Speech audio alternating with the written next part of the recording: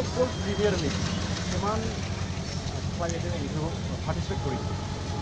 ইয়াত মানে 8টা ক্লাব বুলি ক'ব লাগিব ইয়াত মানে আমাৰ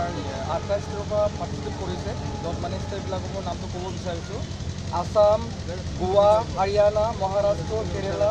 উত্তৰ প্ৰদেশ উত্তৰাখণ্ড আৰু দিল্লী এই মানে ষ্টেটৰ পৰা ইয়াত মানে আমাৰ অসমৰ যিটো বড়োলেণ্ড যিটো কোকৰাঝাৰত মানে পাৰ্টিচিপেট কৰিবৰ কাৰণে টেকসকলে আহিছে আৰু এইটো ফাৰ্ষ্ট ইণ্ডিয়ান চকৰ প্ৰিমিয়াম লীগ মেচ আৰু এইটো আমাৰ অসমৰ কাৰণে খুব মানে গৌৰৱৰ কথা মানে অসমত আজি মানে আমি বহুত ডাঙৰ এটা গেম প্ৰিমিয়াম লীগ মেচ কৰিব পাৰিছোঁ আৰু ইয়াত কোনো আমাৰ অসম গভৰ্ণমেণ্টৰ ফালৰ পৰা কোনো আমাৰ আজিলৈকে মানে তেনেকুৱা সুবিধাটো আমি পোৱা নাই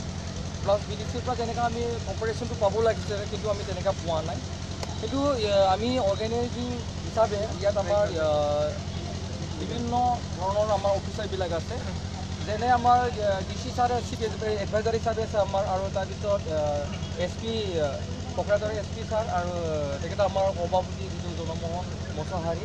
তেখেতসকলৰ সহায়ত আজি আমি এইটো ইণ্ডিয়ান চকৰ প্ৰিমিয়াৰ লীগ মেচটো কৰিবলৈ পাৰিছোঁ ইয়াৰে উদ্দেশ্য কি আপোনালোকৰ যিটো প্ৰিমিয়াৰ লীগ পাতিছে আমাৰ উদ্দেশ্যটো হ'ল ইণ্ডিয়ান ফুটবলটো যাতে অসমত আমি স্প্ৰেড কৰিব পাৰে আমি অসমত বিভিন্ন জেগাত আমি যাতে এই গেমটো যাতে ভাল ধৰণত দিব পাৰে এইটো গেমটো যত্ন হৈছিলে ছুইজাৰলেণ্ডত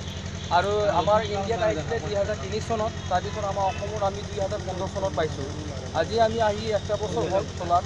আৰু তাৰপিছত আমি যোৱাবাৰত ইণ্টাৰ ডিষ্ট্ৰিক্ট আমি কৰিছিলোঁ তেনেকৈ ষ্টেটবিলাক আমি কিবা কৰিছিলোঁ